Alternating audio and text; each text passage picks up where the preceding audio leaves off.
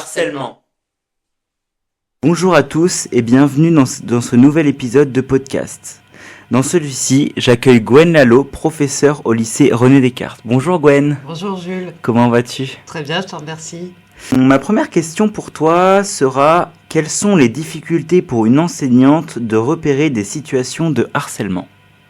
La première des difficultés, c'est En fait, il faut que l'élève parle, puisque le harcèlement aujourd'hui, selon moi, a surtout lieu sur les réseaux sociaux. Et du coup, si l'élève ne confie pas en fait à l'enseignant ce qui lui arrive en dehors de la classe, c'est compliqué parce qu'en classe, on voit effectivement de temps en temps des élèves isolés, mais il y a aussi des élèves qui s'isolent seuls parce qu'ils ont des problèmes par ailleurs et ça n'a rien à voir avec leurs camarades. Donc voilà, ce qui est difficile, c'est de savoir en fait ce qui se cache derrière ces cas d'isolement.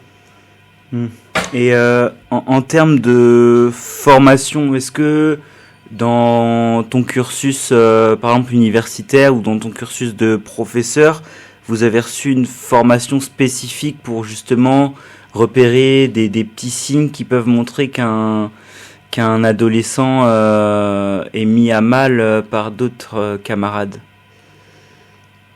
Non, je n'ai jamais eu de formation. On a eu des formations sur les compétences psychosociales, mais ça n'a pas de rapport finalement avec... Enfin, ça pourrait avoir un rapport, mais ça n'a pas été orienté pour la gestion des cas de harcèlement. D'accord. Comment collaborez-vous avec les autres acteurs de l'école, comme les CPE, assistants d'éducation, ou encore les parents, pour prévenir et traiter justement ces cas de harcèlement ? La première chose, c'est vrai qu'on va s'en ouvrir aux CPE, aux assistants d'éducation dédiés à la classe dans laquelle se trouve l'élève en difficulté. On travaille aussi avec l'infirmière. On essaye en fait de récolter des informations et de voir si on est les seuls à avoir un ressenti, d'une difficulté éventuelle de l'élève en matière de relations interpersonnelles avec ses camarades. En termes de communication, est-ce que tu penses que, par exemple, il faut que toute l'équipe pédagogique soit au courant, ou que ça peut passer uniquement par le professeur principal, peut-être demander juste un avis à d'autres collègues professeurs ? Quel cheminement tu penses que les cas de harcèlement doivent suivre ? Tu as raison, je pense qu'il faut que ça passe par l'équipe pédagogique parce que finalement... c'est ce qu'on repère, nous, sur nos heures de cours. Je pense que c'est important de savoir si c'est partagé, si les collègues repèrent aussi, eux, des éléments particuliers. Et puis, effectivement, pouvoir en discuter ensemble, puisque suivant les cours, en fait, on a remarqué que les élèves ne se comportent pas forcément de la même manière en fonction de l'adulte qui est en face d'eux. Donc c'est vrai que de mettre en commun nos vécus en classe, ça peut permettre de mieux cerner la situation, de peut-être aussi mieux identifier les harceleurs quand ça se produit au sein de l'établissement. Et donc en fait c'est essentiel, et puis on a tous des vécus différents, on peut y avoir été confronté en tant que professionnel, mais aussi en tant que parent ou malheureusement en tant que victime également, et donc tout le monde a un regard et puis des outils certainement à partager. Ouais, complètement. Et chacun aussi a une formation plus ou moins différente, même si le tronc commun, il reste le même. Comme tu dis, avec les expériences de chacun peut amener un regard, en tout cas, éclairant, différent en fonction des situations. On parlait de formation tout à l'heure. Est-ce que toi, personnellement, t'aurais aimé recevoir une formation, que ce soit pour le harcèlement, mais ça peut scolaire, en tout cas harcèlement scolaire, mais ça peut aussi être par exemple pour les violences, des violences à la maison, pour toutes les petits trucs qui peuvent rendre la vie d'un adolescent compliquée. Est-ce que tu aurais aimé C'est sûr, c'est un peu quand même, notamment une des choses qui nous manque dans l'éducation nationale, c'est d'avoir des formations pour traiter ce type de problème, comme on n'a pas non plus de formation pour gérer les difficultés type dyslexie, dyspraxie, que peuvent rencontrer les élèves. En fait, on est très peu formé déjà d'une à la gestion de classe en général, et alors encore moins aux problèmes individuels. On va nous apprendre, en revanche, à faire de la différenciation, on va plutôt nous apprendre à gérer les différences de niveau scolaire, de capacité d'apprentissage, plus que vraiment les problèmes interpersonnels que peuvent rencontrer les élèves, puisque il y a aussi beaucoup de collègues qui considèrent donc on n'est pas du tout dans un rôle d'éducateur, mais exclusivement d'instructeur. Et donc on n'est pas là pour gérer leurs problèmes personnels, et puis que finalement, comme les adultes, ils doivent laisser leurs problèmes à la porte du lycée, ou en tout cas à la porte de la classe. Sauf que ça, c'est quasiment mission impossible parce que vous passez 90% de votre temps auprès des élèves. Moi, je pense que vous êtes comme tous les professionnels travaillant dans un lycée, les plus à même à faire un pré-travail avec l'adolescent pour au moins, par exemple, qu'il ne soit pas en décrochage scolaire. Parce que beaucoup de situations de harcèlement, je pense, peuvent tendre à ce phénomène-là de décrochage scolaire. Et je pense aussi, comme toi, qu'il n'y a pas assez de formation. On donne aux enseignants, on leur dit tenez la classe, gérez comme vous pouvez, et quand il faut apporter du plus, ça devient vite compliqué. Il y a des formations, mais peut-être pas assez par manque de moyens, malheureusement.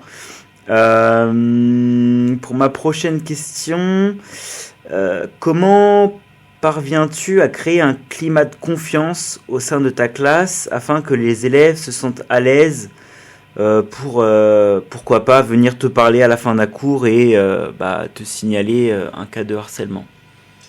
Ça passe d'abord par le respect. J'ai beaucoup de respect envers mes élèves, évidemment.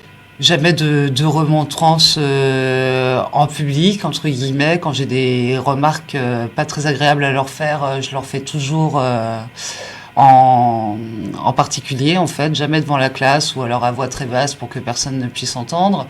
Ça passe aussi par la bienveillance. Je suis à l'écoute. J'essaye aussi de m'adapter, même s'il faut leur apprendre effectivement à s'adapter eux, à leur environnement, aux exigences de l'éducation nationale et des attendus pour réussir les examens.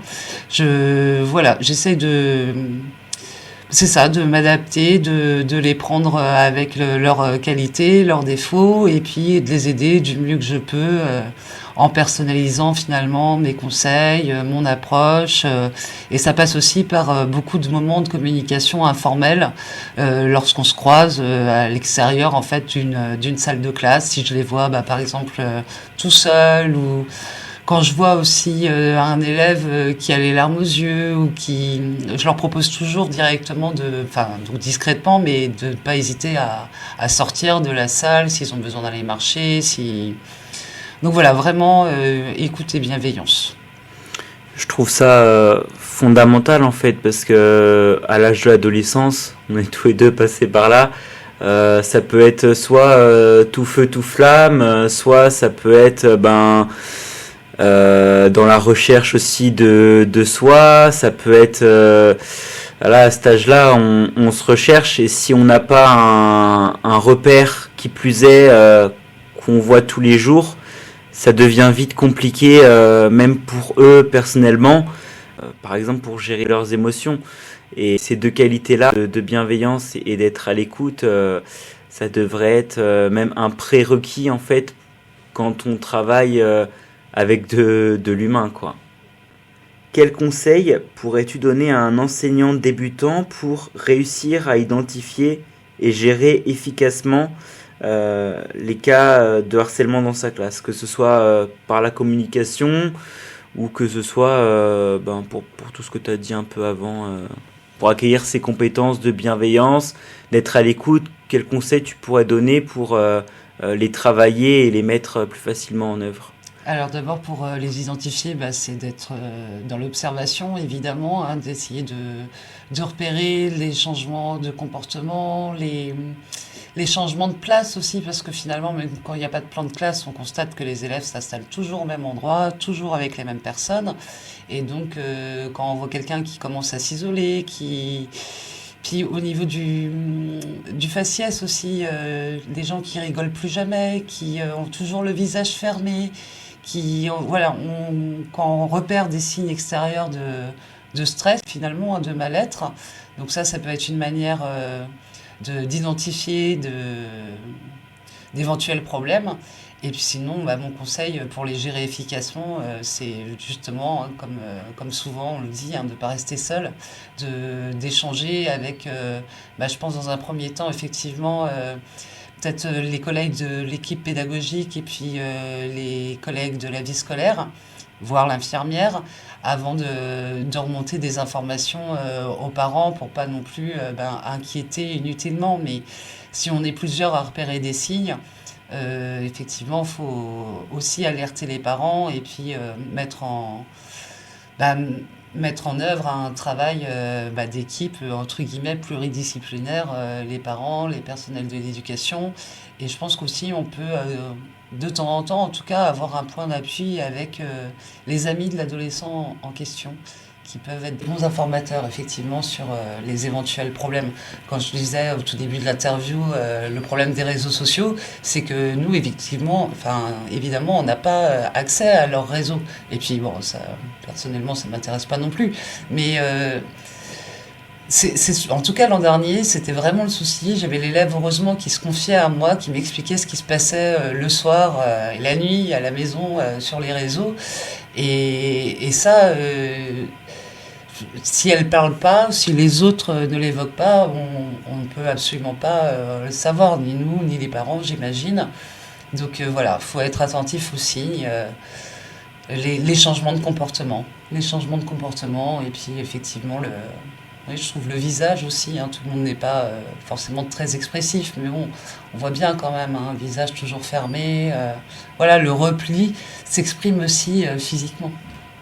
On l'a pas évoqué, mais moi je pense aussi aux baisses de notes. Quand vous voyez un élève qui est plutôt qui participe beaucoup, qui a plutôt une bonne moyenne en général à la fin du premier trimestre, et que il y a un peu une chute entre le deuxième et le troisième trimestre, en fonction de l'élève, plus ou moins, on sait.